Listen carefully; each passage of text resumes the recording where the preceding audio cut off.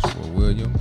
Welcome back, everybody. My name is Tana Williams. And I am Kervin Searles, filling in for the infamous, the great Terrence Dawkins. Yes, sir. We miss you, Terrence, but we'll be seeing you soon, I'm sure. Yes, Terrence will be. He hasn't left us, y'all. He's joining us for a couple more some Several, more episodes. yeah. So he's not off the show, y'all. He's just Somewhere always having doing fun. something. Terrence be moving, man. Yeah. Terrence be moving on that bike. Yes, sir. Today, y'all, what we're talking about is reasons. So I'm gonna say this. So we talk about a lot of reasons that therapy does work, why you should go see a therapist. Today, we're talking about reasons therapy might not work. Not saying therapy isn't a great tool, but thinking about why, possibly when might therapy not work for me. So that's what we'll be talking about today.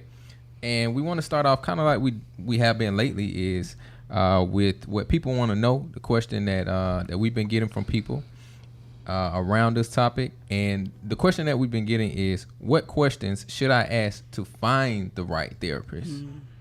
So leading us right into our topic. But if I can hit y'all with that one real quick, Hannah and Kervin, especially Kervin, thinking about you and, you being the therapist, I think about, are you right for everybody, right? No. I am absolutely not right for everybody. Right. And that is, I guess it changes for different people. They have to decide what's important to them. And what I mean by that is some people are, so for me, for instance, I'm well versed in therapeutic practices and interventions and so on and so forth. So if I'm going to vet a therapist, I'm gonna ask them, all right, so what theories or what interventions do you align yourself with? Most people in general are probably not gonna think about that. And it's important for me because I guess the basis of the way I provide therapy is CBT, cognitive behavior therapy, and Adlerian therapy. So somebody who is trying to do, I'm gonna say is it Gestalt or Gestalt? Gestalt therapy, which is shadow work. I'm not that I don't like it or I don't think is real or effective, but I don't think that I'm interested in it. So if somebody practiced that very heavily, I would go into it thinking that they're going to try to place that on me. And so I would kind of not avoid them, but I wouldn't be as interested in them. But that's because I have a background and a history of knowing different types of theories and practices and so on and so forth. But for a regular person, what questions should they ask? If you're going in for couples counseling, do the therapist have to be married? No. Can they be divorced? Yes. But you would want to know, what did they learn from that? If they are divorced, you would want to know that they've had a healthy relationship before. Right. I am less prone to talk with a person who is single because I have a wife and a family and the kids. And I would like for them to know that all of that is relevant, right? But those things may be, for me, they would be important. For somebody else, they might not be. I would like for somebody that's culturally competent, and meaning you are understanding of the culture that I come from. Not just whether I'm, black, white, brown, whatever, but also like I'm from the South. I say yes, ma'am, and no, ma'am. So somebody who is understanding of that, or this is maybe a topic for me and you, Hannah, offline. But I would love to plan different trips for therapists, going to different countries, so we have more of a cultural that diversity, understanding of people that come from Colombia or people that come from Africa. So having like our actual training in those physical places that we have people that migrate to America on. But are they culturally competent? Those are the things that come to my mind right away. It's probably a lot more, but those are the first ones that come to my mind. So Yeah, how about you, Anna? Yeah, I like those. I like those questions that you offered, and I just wanted to provide some clarification. Is that to what you said earlier about like therapy? I do believe that therapy does work, but maybe in your specific situation, therapy may not be working for you. So I just wanted to provide some clarification about that. That these are reasons why therapy may not be working for a specific person, or during a time in your life. But therapy definitely does work, and so some questions that I would want to ask a therapist is I would want to explore their similar to what Kervin just said, their culture, but more so their religion, because I feel like religion plays a large part of individuals' lives. Some people don't believe in religion, and some people are very faith-based. So I would want to ask a potential therapist, are you religious, and how does this impact your approach to therapy? In my personal experience, when I was seeking a therapist, I had two options. I had this younger therapist that was in the same sorority as me. I was like, oh yeah, we can have girl talk together. I'm gonna open up to her. And then I had this middle-aged lady that when I read her bio, I was like, okay, something about her just is very intriguing to me. But she wasn't younger. She was a little older. I did not know just by reading her bio if we could connect on that personable level. However, once I had phone consultations with both of them, the older woman was the one that I was like, okay, I can really connect with her, and it was because we shared the same faith principles. And then even like within our first couple of sessions, she didn't mention religion at all. She kind of let me be the driver, and she was in the passenger seat kind of guiding those sessions. But it was maybe 4 or 5 sessions in where she referenced a scripture. And I was like, I know this is the right therapist for me, because she's using core values that I use in my life, which is the Bible, being a Christian, being a believer, to help my healing journey. So I would definitely want to explore a therapist, religion. And then something else I would want to explore is how do you determine my counseling goals? I feel like as counselors and therapists, we all have different modalities that we specialize in. We all have different approaches. So by asking your potential therapist, how would you determine my specific counseling goals? Maybe they use some type of special techniques to measure your goals. Maybe they give homework. Maybe they don't give homework. So just understanding that about your therapist so that you know what to expect, so that there's no surprises on the back end. One thing I would say about my therapist is that she told me up front, yeah, I assign homework. And I was like, I'm in grad school. I'm like, honey, I already got enough homework as it is. Like, I'm coming to you to vent, to talk, to process some things from my past. I don't need any extra weight or any additional work, basically. But when she told me that, I was like, you know what? I signed up. This is what I signed up for. I gotta put in the work. And when you hear that word homework, you never know what to expect. But I was willing to put in that work, and it's not to say that it was lengthy work or intense work. It was just work. It was just work that I had to get serious about. So those are some questions that I would want to ask a potential therapist. And a lot of times when you starting out, you don't know what you want, but Right. just think about what's important to you. When she said that about the religion part, that's important to me as well. But as a therapist, I don't sell myself as a Christian counselor. Mm-hmm. The thought is, if I sold myself as a Christian counselor, even though that's a part of me, that's strongly influences a lot of the things that I do, I don't lead in with that. Right. Similar to what you were saying with your experience, you come in for the first sessions, I'm not quoting scriptures, but if you do choose to quote scriptures, I know them. Mm-hmm. I have an understanding of them, and we can discuss it in that regard. But if that's important, then you will want to know: are you a Christian? Do you go again, even with how I'm a Christian would matter. Like, some people are Christians, but they don't practice religious principles. They don't attend church or whatever, and other people are faithful and go several times. And that might be important to you because they need to understand that that's a part of your life. Right. Again, if somebody didn't go all the time, they may, and you're talking about how overwhelmed you are, one of the things that may come up is, are you going too much? And if that's important to you, that's a thin line, so to speak.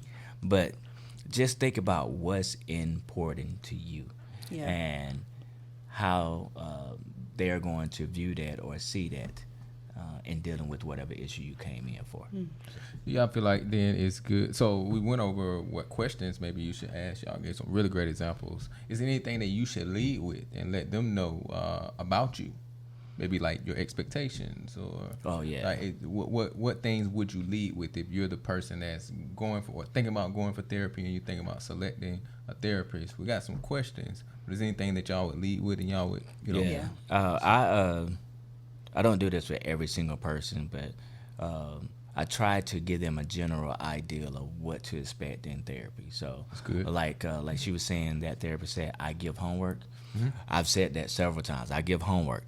I also try to tell them how long the sessions are going to be. I do try to explain to them that I do cognitive behavior therapy. I do solution-focused therapy. I also do Adlerian therapy. I explain to them I don't know as much about. I'm not well versed in. I think it's EMDR. I'm not well versed in some of the other things that people are looking to right now. So I do give them some type of insight. But it's with me now. I'm feeling my way through the therapy session. For one person, they may need to know that. It may give them a comfort. Another person, they may come in like, all right, I'm ready to give this stuff to you. I don't care about what you do and how you do it. You can explain that to me later, but I'm giving you this business right now, and I'm gonna accept that for what it is. And at the right time, I'll share with them my thoughts. I agree, and I feel like from the therapist approach to my clients is that I want my clients to know what I specialize in, so that if they're coming to me with a disorder or a condition or even just an issue that I don't have any experience in, I can let them know, like, hey, these are the areas I specialize in. You're coming to me about an eating disorder, and I have no experience in working with people with eating disorders. That's something I would want my potential client to know, because that right there can just be a disconnect. There's no reason why I should be offering services when I specialize in anxiety and depression and self-esteem issues to a person that's dealing with an eating disorder. It's just going to cause that imbalance, and that can lead to our topic of reasons why therapy doesn't work. And then one other something else I want to share is that I will want to let my clients know what to expect along the same lines of what to expect in person or virtually. Some counselors and therapists only offer virtual sessions. Some prefer in person. And then even just from my experience, I've seen some therapists say, start off virtually with a client and say, hey, I think you might need to come in. I think you might even need to bring, your mom in so that we can have a sit down talk. Is that feasible? Because if you're seeing a therapist that lives 2 or 3 hours from you within the same state, of course, for insurance reasons, but if you're seeing a therapist that stays 2 or 3 hours from you, will that even be feasible in the future? So you just kind of want to know what to expect when it comes to locations.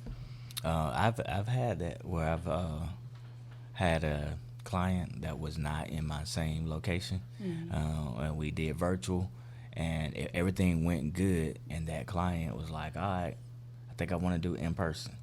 And they came and did in person, and they noted in person is totally different from virtual. Both of them are good in their own respect, but they wanted to do more in person to offset the virtual experience. But they were able to do that because they knew how far, even though we're not in the same location, they were able to calculate, all right, how long it takes me to get there and so on and so forth. But it wasn't like 7 or 8 hours from me in order to do it, which would be out of state. But it wouldn't 4 or 5 hours to get to me. And I want to highlight, this is more so along the logistics side and not so much of why therapy may not work for a person, but something you may also want to consider is your potential therapist, their schedule. Some therapists only offer morning sessions, or some only offer evening sessions. So, you want to have an idea of, okay, when am I going to be available for therapy? So that you can find a therapist that is offering sessions during that time. Because what you don't want to happen is you don't want therapy to be an inconvenience. That is one reason why therapy may not work, because it's just not convenient. Not saying that it's going to be easy, but it's not convenient, To your schedule. Yeah, to your schedule. On both sides, too, though. On both sides. Not only you as a person, like if you're forcing yourself to do a day session, but sometimes you go to a therapist and they want to help you really bad, and they normally don't see evening people, but you know what? I think I'm gonna see this person because I think I can help them. Now both they overextending themselves, and therapists do it too.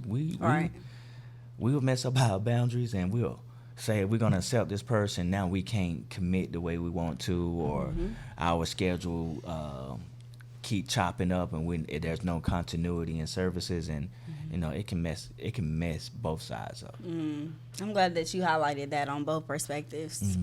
Hey, fill in this blank for me. I would hope you have a therapist who blank. Listen. I would hope you had a therapist that listened or was non-judgmental and always learning. Always learning. I can never stop learning. I'm reading. When you say learning, Like learning about the person, or you mean learning more about techniques, counseling, theories? Because there's always new things that come up. I'm more into brain science than I used to be when I first started. Brain science. Yeah, just understanding how things affect your brain neurologically. And I'm not an expert at it. Don't ask me to give an example. But I do read it and okay, this makes sense. So it's challenging you. So yes. So your client is having that experience with your client is challenging you as a therapist. Yeah. But going back to Hannah's point, I would tell you up front, I had people come in for OCD. All right, well, I'm not an expert at OCD. Let them know that. I'll let you know right off, I'm not an expert at OCD, and I actually don't know anybody I can refer them to. But I can help you find it, and you can come in and we could talk about some other things until you find that. But if they choose to do that, I'm going to go and learn in the process. I'm going to go and read some stuff. I'm going to go, if I can do, we got training online that we can do all the time.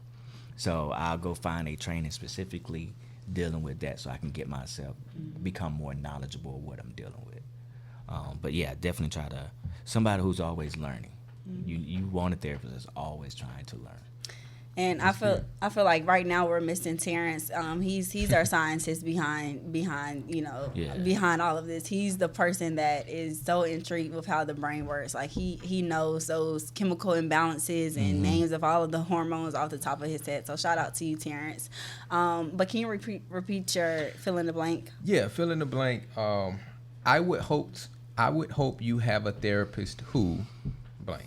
Yeah, so I would hope you have a therapist that has the ability to empathize. Similar to what Kervin was saying, you might have, there might be a difference of race or a difference of gender, even a difference of age in my perspective. But if you have a therapist that has that ability to empathize, and it's easier said than done. Like we're taught, have empathy for our clients, have empathy for situations, but it's a different thing to actually show it and to practice in that empathy. So I would really hope that you have a therapist that's able to empathize with you as a person and your experiences. Yeah. How about, so do y'all feel like You're just not gonna let her do her QD at all. All right, I've been waiting. please do the QD. I don't want you to lose your train of thought either, though. So You be on it with the questions. The questions be right. on point. I got one. I was flowing thinking today. But about. we want to give the people facts too. Please, let's go. Yeah, please. So let's Thank give you. the people the QD of the hour. Just another version of our fun facts through Speaking with Gravity. So more people are asking if therapy works. Searches for that question have doubled in the last 5 years. A therapy platform called Allen looked at about 7,000 clients and found that 65% of people in therapy have stopped seeing their therapist. Wow. The main issue? It often just isn't a good match. About 39% of people who ended therapy said they felt a lack of connection with their therapist. Additionally, 20% of people admitted to ghosting their therapist, which means they stopped going without telling them. So that's 26% of people that just completely ghosted their therapist. I felt that. In a time when many people are struggling with mental health issues, about 60% of adults don't get the help they need. It's clear that even though those who can access therapy aren't always finding the right support because they don't know how to find it. And this reference comes from Therapy Doesn't Always Work. Here's Why article from Hello Alma. I wonder how many of those people are being clear with their therapist though about what they're not getting from it, right? Because I mean, they you would say, okay, what questions? And I think this is a great episode because you're letting those people know what questions they should ask up front. And I wonder how many of those people aren't being clear about their expectations. Right. It's probably a lot, but I try to say this in therapy at some point. This is your life. Yeah. And the goal is to be person-centered. So you lead this. So if you got a question or if I'm not helping you, I think around about the third or fourth session, I try to come back and say, hey, are we helping? Is this or what we doing is it working in whatever capacity?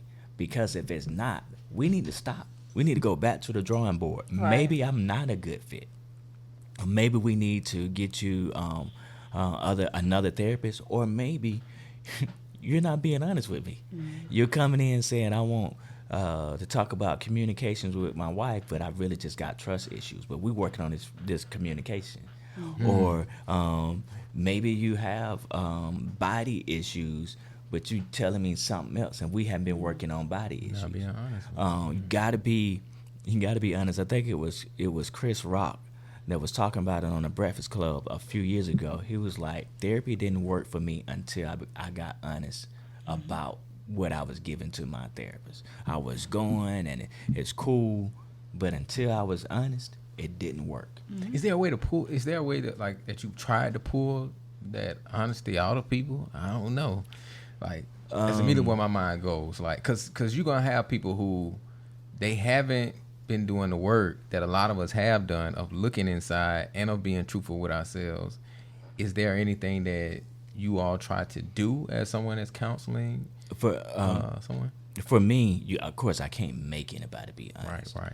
But creating, as they say now, that safe space, being non-judgmental, people are more likely to be honest. When he doesn't judge me for what I have given him, when he isn't surprised. Now, I'm real bad with my facial expressions, right?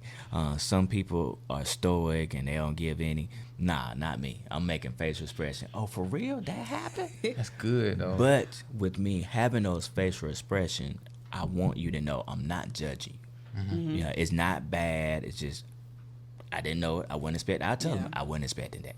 Authentic, though. Yeah, very authentic. But as over time, I have had people over time connect differently and become more honest or more forthcoming. And now we can really get to the root of the problem, or we can really start working because you become more forthcoming.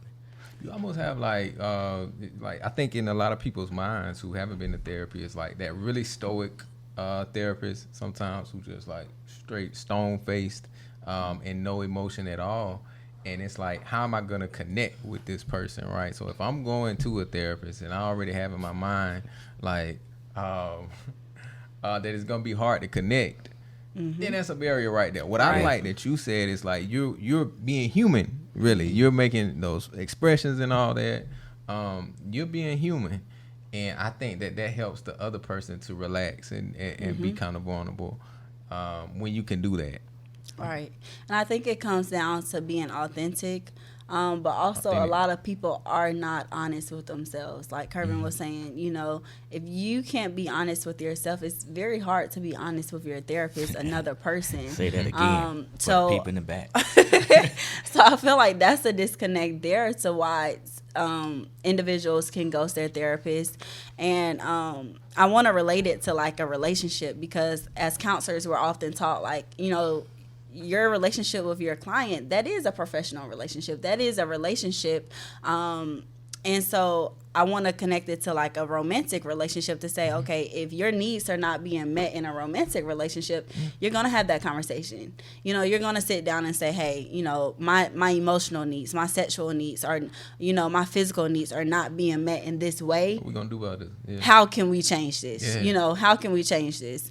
And so you have to have that same conversation in the professional relationship to say, hey, my needs are not being met. How can we change this? Do you have the ability to change it? Are we able to adjust my goals some? Or do I even have the right goals for my issues? So I think it definitely starts with being authentic, honest. Those characteristics really, really matter when it comes to having the right therapist and therapy ultimately working. She brought a thought to my mind. If your therapist can't have uncomfortable conversations, that might not be the therapist for you. And whatever that uncomfortable conversation could be privilege or racism, but it also could be sexuality, right? And if they can't have that with you, they only can go so far. Right. Because they can't have that conversation. I watched myself grow as a therapist. There are certain things that I couldn't discuss in the beginning that I can discuss now. It's very few things that I feel uncomfortable with discussing right now. One of those, I don't think a perpetrator of sexual assault or sexual abuse, that would be difficult for me. That's an uncomfortable conversation for me. If they've been a perpetrator. Okay. Maybe I should say more so of a willing perpetrator. And what I mean by willing, like just I want to do this, I'm doing it repeatedly, and that's uncomfortable for me. So I'm not going to work with that client. I'm going to refer out. When I say I'm not going to work with them, because I know it's uncomfortable for me or whatever the reasons, I'm going to try to get them to help, but it won't come from me because I'm not going to be beneficial for them. So what I like about this show is we're giving people information on some of the things they need to do before they go to therapy. So when we talk about mindfulness, when we talk about doing introspection and all that, these are things that you want to start doing before, you don't have to wait, right? But if you do, then it's going to allow you, I think, to open up more. When we talk about, when you actually get to your therapist, you're going to have those type of questions that are relevant to choosing whether or not this is a good therapist for me. I'm glad you highlighted that, because these are, one of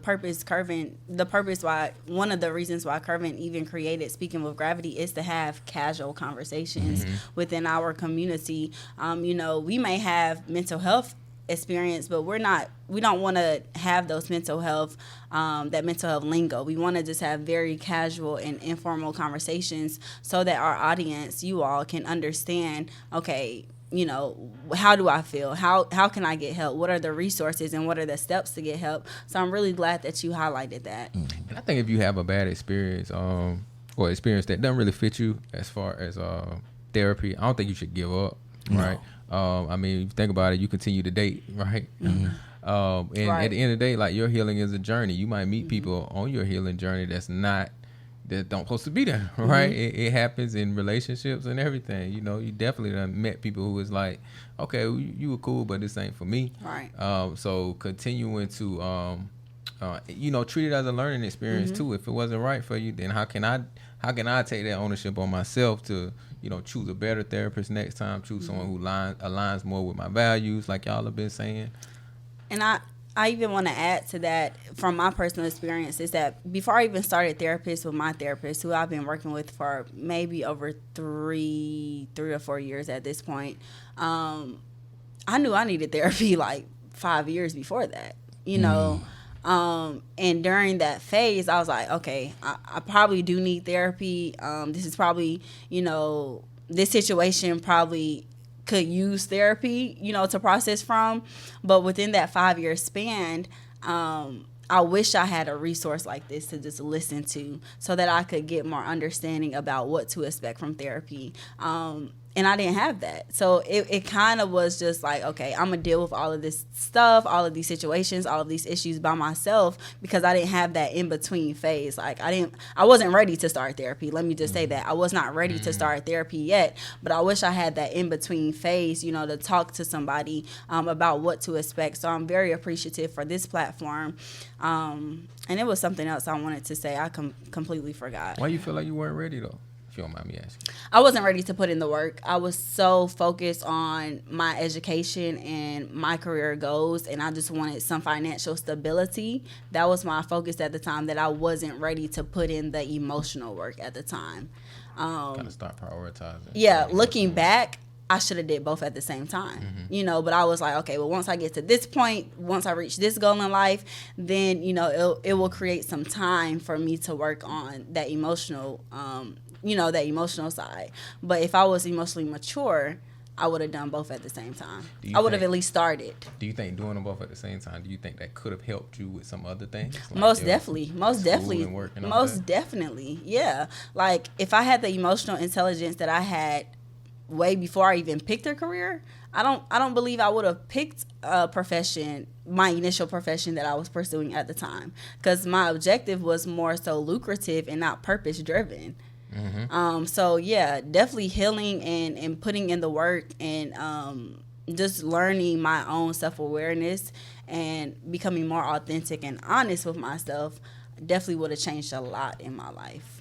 Which is why I advocate for people to go to therapy sooner than later. Don't wait for that don't wait for the right time. It's never really the right time. You just have to motivate yourself for it to be the right time. What you think is the right time could come off as late. Right. A lot of times we don't go, and when we finally go, we depressed. If you had a went before, you would have saw, all right, this is a pattern that's leading up to the symptoms aligned with depression, or the pattern that's leading up to the symptoms of anxiety, or many of the other plethora of diagnoses, right? But going back to one of your statements, I think it was Josh, you said you have to find, you can't stop trying to find the right therapist, or something to that extent. Yeah, that's exactly what I wanted to highlight. And, I think about it, church and therapy. People will have one bad experience and they won't go back no more. Like with church too? Yeah. But you go to that club and you have a bad experience, you're going to go to another one. You have a bad experience with a bad barber, you're going to go to another. You're going to stop getting your hair cut. Right. It's so many other things that we just keep on trucking and trying until we get the right fit for us. But it's church and therapy. And I don't want to put really them together. They two separate entities, but I see what you're saying. I see it all the time. You have a bad pastor. Oh man, church ain't nothing but a fake and da-da-da. Why you got though? a bad therapist. I wonder why. In my estimation, people have so much faith in sometimes the individual, and sometimes the system or the entity, and when it doesn't work for them, now they feel ostracized, or they feel alienated, or they just feel failed, like that entity or that person failed them. I simply may not be the right person for you. And look, I have had sessions with people, initial sessions with people, meant to call them back. I done forgot to call them back. And when I say forgot to call them back, like I have an initial assessment. Typically, I'm going to set up the next session while I'm there. Okay. Let's say I got a heavy day, all right, and I got back-to-back sessions. We have a great initial evaluation. I write it up. I'm trying to get my next person in, and I say, hey, I don't have the time to set up the next session. Call me back, or I'll call you back. Or I might even say, I'll call you back. I'm going to write this up, and I'll call you back. And I usually write my notes like within 24 hours. So I might write it up that night. Well, I can't call them that night. I'm supposed to call him back the next day. I don't call him back to the next day. Here 2 weeks done went by. Oh my God, I forgot to call this person back. I call him back. I missed them. Or we play phone tag, and then it comes off like, I don't care. You had this great session with me. You gave your stuff to me. I took it. I received it. But then I left you hanging in your mind.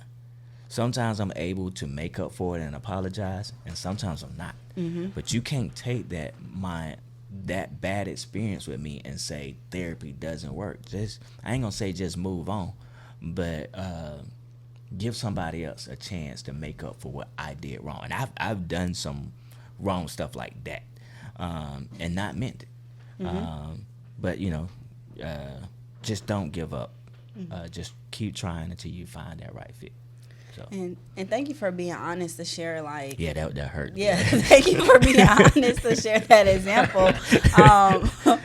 But you sharing that example allowed me to remember the other thought that I wanted to share, which was like, our topic today is reasons why therapy doesn't work. You just might not have the right therapist, and a solution to that is to keep trying. You don't have to get stuck on one therapist for the rest of your life. Find the right therapist for you. And even when you have found the right therapist, like, that therapist can be very effective for you for a period of your life. Well, after that period of life, that therapist may no longer serve you. What? So it's completely okay to find another therapist. It is completely okay. My thing is what I want to suggest to people is never ghost your therapist. Unless it's an emergency, never ghost your therapist. There's always a conversation to have, whether it's a phone conversation, just a termination session, but never ghost your therapist, because you don't know what type of tools or resources they can connect you to the next person. Kervin just said, I may not work with that person anymore, but I can suggest and connect them to somebody else, to another resource. So never ghost your therapist if they're not a good fit for you, if they're not working for you. I love it. I think that's wisdom. I think that's wise. Like, because it may be something that even if you're trying to leave your therapist, it may be something that you can learn from them, from that remaining that conversation. termination. Yeah. Man, I'm gonna tell y'all something. So I get sidetracked, right? And the question we had about it was a question from a question about the church and therapy, right? Why are those two? Why do people go to those two and then they let that experience dictate, give up, the rest of their life? They don't want to mess with church no more. They don't want to mess with therapy no more. As opposed to someone like the club. And you gave a good answer. I forgot what you said, man. They have so much faith in the individual or the entity. And when it doesn't help them, now they feel like, all right, let me move on to the next thing. And you're not gonna find anything else. You're not. You're gonna put all your energy into that, and it's gonna serve you however it serves you for a period of time. But can I tell you how I feel about it? Go ahead. Break it down. Yeah. So I feel so like it can forever and consistently be broke. Huh? That was a line from a movie called Love Jones, and he said, "Do you break it down? Can you break it down? Yes, break it down so it can forever and consistently be broke." Dude, have you seen Love Jones? Yes, I have, and I know the reference. Do he sound like that dude? His voice? I wouldn't say they sound alike, but as soon as you he talk said the like words, him. Nah, yeah, you she caught it. Oh my gosh, once you caught it, it was like, oh, okay, I get it. You talking about Lorenz Tate? Yeah, you kind of talk like him. Nah. Man, go watch. Listen, go watch. I gotta watch it again. Shout out to Lorenz Tate. By the way, Love Jones is my favorite movie of all time. Okay. So I know, I love it to death. But shout out to Lorenz Tate. I don't want to be like you, but I ain't mad at the comparison either. I think I'm older than him. Y'all kind of sound like nah. It's crazy. But church and therapy, I think people expect like church is supposed to be like church and therapy is supposed to be almost like perfect, right? It's set up. The idea is like I'm supposed to be made whole. I'm supposed to be this, and so if I have a bad experience, like no, I'm totally turned off from it. Whereas something like the club is like I don't expect that to be like we smoking, we drinking, we having fun in here. If I have a bad experience there, I didn't expect it to be perfect in the first place. Yeah, but you know what gets me, right? You don't expect for it to be perfect. What gets me is they just got the shooting up here last week, and you back. But let I'm somebody cuss at church, or let the therapist not call you back. You not back the next week, but you got shot at, and you back.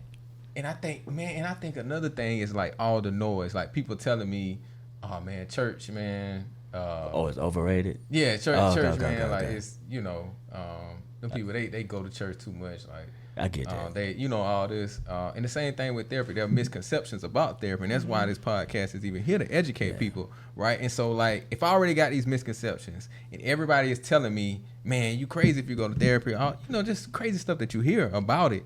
It's like when I actually go and it don't work, oh y'all was right. Yeah. And same thing with church. Oh y'all was right. Yeah. Hannah had said something earlier about, I think she was referring to herself when she said, I wasn't ready to do the work. Mm-hmm. When we talk about therapy, it's cool now to be like, yeah, I'm in therapy. I got a therapist. It's cool. But that therapist is more than just sharing your stories with them. It's more than just, this is what happened to me this week.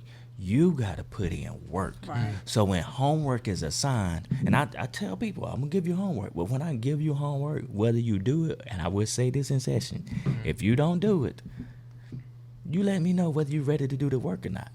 Mm-hmm. Does that mean that everybody that don't do their homework they not ready? No, it don't mean that. But if you consistently not doing your homework, it absolutely means that. Right. You might miss it the first week, or I might give you something that you didn't want to engage in. You didn't want to come out of your comfort zone on. I get that. And therapy isn't, we've said this when we first started this podcast, it's not a linear process. Mm-hmm. It's not straightforward like you're going up the hill. Sometimes it's valleys, and you're going up and down. Mm-hmm. As you're going upward, you're going up and down. Mm-hmm. But you got to be willing to do the work. And doing the work is not only sharing your story, but facing the music. When that therapist shows you your pattern, or as y'all having these conversations, you realize, oh, wow, I did this because of this. Because you're going to have those aha moments because they're asking you questions and they diving into it. You're going to have them. You can't just say, oh, aha, and then go out and do the same thing. What am I going to do with this aha moment? What's my response going to be now that I know this about myself? So that can be heavy sometimes. It can really be. I done had some heavy sessions. Where I done had to say, I had such a heavy session I had to cancel the rest of my day. Wow. We had to cancel the rest. Cancel the rest of my day. It was like, all right, I can't. Wow. It was heavy. It was a breakthrough. I'm just gonna say it was a breakthrough. And then sometimes we get triggered. I've been triggered as well. So if I'm dealing with somebody with grief, sometimes it'll connect me back to my father. Mm-hmm. But I had a really, really difficult one. Well, not difficult one, but it was a breakthrough. It was heavy. I think I had like 2 more sessions the rest of that day, or maybe 3. But I had a break in between, so I just called and was like, hey, I can't finish the day out. Gave myself a breathing, took care of myself, and then I was back up and at them the next day. But I had to recognize it. I had to practice what I preach. Yeah. You can't. If you don't practice, you said what kind of therapist you need to have. If your therapist don't practice what they preach, you don't need them. And just along those same lines, I want to share an example. And this was when I was in grad school. This was a learning moment for me about why therapy can work and some reasons why it cannot work. And one of those reasons is my supervisor when I was in grad school, it was a learning moment. He told me, like, this lady, she has daddy issues, basically, And I said, well, he basically told me that, and I was like, well, if she has daddy issues, then maybe she should. And this woman was very sensitive, very emotional. So I was like, and I knew my supervisor, he was kind of rough around the edges, like straightforward about it. I was like, well, maybe be a little more gentle with her, maybe be a little more softer. And I was like, in my head, I'm like, maybe she needs a female therapist. Mm-hmm. And I kind of alluded to that during that conversation. And he said, Hannah, think outside of the box. if she struggles with daddy issues, she's challenging herself to have a black male figure. If she struggles with daddy issues and also authority when it comes to male figures, she's challenging herself to have a therapist that's a black male, you know, and that's work right there. To even say, hey, it will be easy to talk to a female about my daddy issues. It will be easy to talk to a female and have that female relationship, but it will be more of a challenge and more work to sit down and talk to another black male about to talk to a black male, period, about this situation. So that was a learning moment to me, that sometimes a person can allow gender to be that, to serve as that disconnect, when you may need a therapist of the opposite gender for whatever issue you may be experiencing and going through. So that was just a learning moment for me. Hannah, I want to go back, and I don't want to put you on Front Street. If I do, just tell me, be quiet, put it back on me. But you had mentioned earlier, it can be hard to empathize with a client as a therapist. Could you give like an example of that, or I guess clarify that for somebody in general? I'm trying to think what I was thinking when you said that, but I'll give my thoughts. So I'll even feed off of the example you used earlier when you said it's hard to have a client that may be a perpetrator of some type of sexual abuse. Oh, okay. I got So, you. you know, it's hard for you to empathize with someone that has voluntarily and maybe repetitively harmed a female, Right, or okay. harmed a child. You know, it's just hard for it may I be can't hard for imagine you it, to yeah. it may be hard for you to empathize with that person's experience, or more so with that person's issue. Right. So that's why I said sometimes it is hard. Like, us therapists and counselors, we're taught how to empathize with people in general, but specific issues, it can be hard to empathize with. And that's where self-awareness comes in. We have to be honest with ourselves. Yeah. Perfect example. Because you're talking about sympathy, you feel sorry for that person. But you talking about empathy. Can I understand that? I can't understand repeated sexual assault against a female. I don't understand. There's certain things in the world that I just cannot understand, nor try to. And so in that case, perfect example. Wanting to clarify that up for anybody that was listening. So Most definitely. Thank you for that. Beautiful, y'all. I'm feeling. So I'll tell you this. I feel a lot better. I've never gone to therapy, but I feel like I've gained some insight from today's episode. you should try it, Josh. I'm thinking about it. Yeah, you I'm should thinking try about it. I'll tell you something. Do you want to I've tell done me out live? No, I'm gonna tell you something. So I've done I can never say it's enough. Like, but I've done like some like introspection and stuff like that, and that's been really valuable for me. Really valuable for me. So I feel like I would be more open to a therapist because I have did my fair share of looking inside, and being comfortable enough, and also, just feeling like I feel like from being on this podcast. And from knowing you all, good counselors, good therapists, that I feel confident about finding someone, that I would feel comfortable, like talking through things with. So it's helped me. This podcast has helped me, maybe in that regard. Yeah.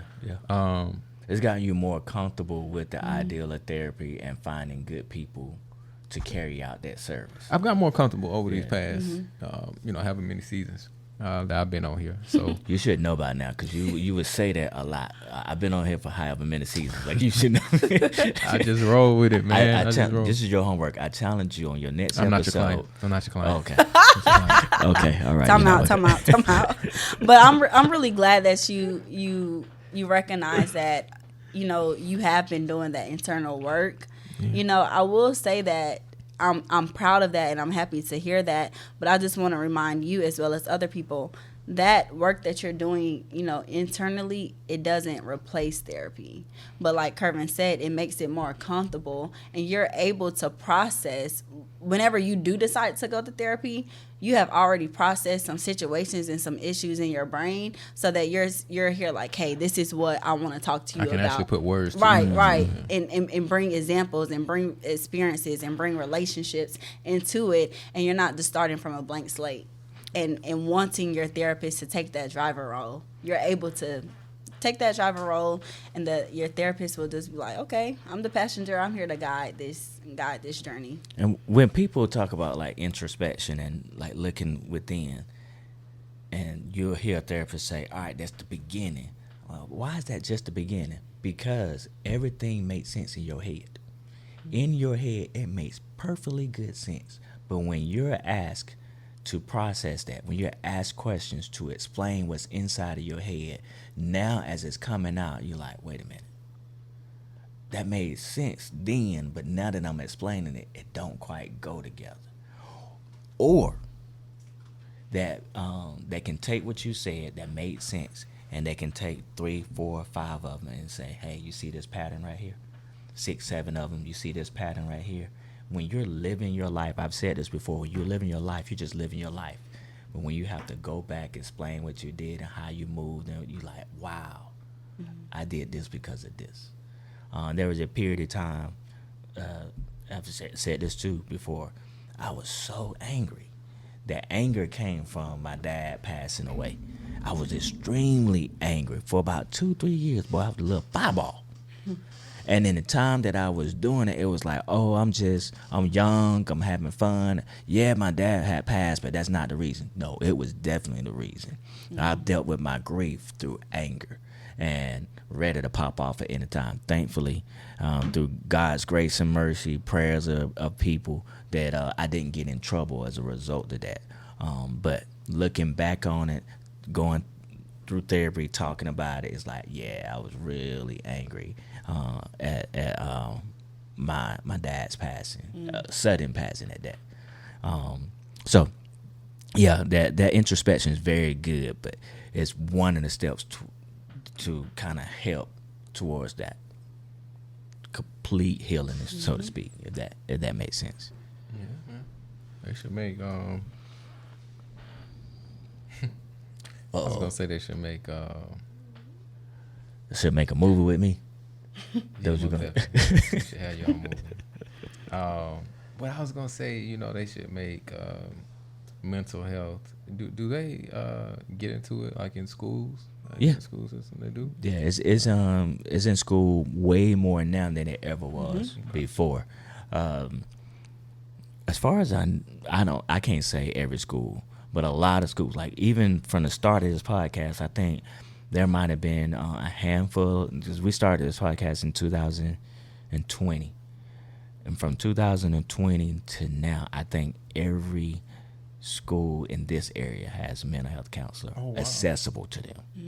I can't say that mental health counselor is there every single day, but they are accessible within the district. But I mean, you know how they've started in many areas, like financial literacy, like little workshops and stuff like that. Do they do that for mental health? I wonder. In the schools or just in general? In the schools. I don't know, Josh. I mean, that would be kind of dope just to have that awareness out there, because I know they do things like financial literacy. That's like a big one right now. But well, I think I would say yes. There's an event that they recently had, the Deltas put on, where they had mental health. I think a mental health breakout session that I was a part of. And last year, I would get calls 2-3 times a year. Hey, can you come speak on mental health? So people in the community are doing it. Of course, there are podcasts more so than us that are doing it as well. Is it like a class? I can't say that, but word is getting out about mental health awareness. And we can even shout out like quarantine and the effects of quarantine and COVID too, like pushing this movement of mental health, you know, because as we see the effects, and we were talking about like school age children and in schools, as we see the effects of COVID and that isolation from quarantine, what that had on school age students, now we see, okay, we need counselors. We need some more mental health services inside of our schools to help our students and our kids. So I thoroughly enjoyed this episode. Like, it's always incredible just how conversations can bring enlightenment, and I'm able to learn more just just by having a conversation. Yeah, I said this previously, but just to see y'all growth, man. Overall, Josh, to see your growth as I would consider you. You know, we don't put it out here, but I would consider you like the lead host, right? You kind of set the conversation up, and just to see you grow from season 4, sir, up until now is amazing. I think, if I'm not mistaken, Hannah came in season 5 as like a guest host, and then just developed into a permanent host. That was dope. And of course, I'm having to try to fill these big shoes of Terrence Dawkins right now. The dynamic of y'all three together, it's a beautiful thing, man. It's something that I wanted when I started the podcast in 2020, and it's ballooned and developed into what it is now. Cannot wait to see y'all in a live setting. And hopefully we can plan that in future episodes, and hopefully by the end of this year get into a situation where we have a live audience to talk about mental health.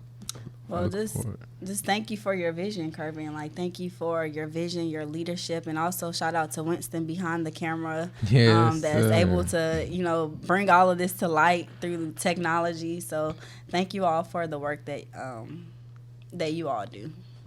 Definitely. And thanks, Kirby, for hopping in with us, man, on this episode, filling in those big shoes. Yeah. And once again, y'all, it's been another great episode. Continue to be vigilant about your mental health. And, when you're thinking about a therapist, make sure you have those questions, that you have some from this episode, a list of questions that you want to ask to make sure that you're choosing the right therapist. Make sure that you're setting yourself up, positioning yourself for a successful therapeutic experience. You definitely want to do that. So we definitely challenge you all to do that, and challenge you to reach out to us as well. Hannah says it, reach out and let us know what you want to hear about, right? If we're missing any gaps, help us to fill in the gaps, So we look forward to getting that from you. Please like, comment, and share.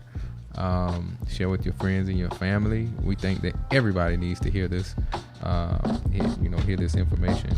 And it's been another great episode. We look forward to seeing you all again soon. Y'all take care until next time.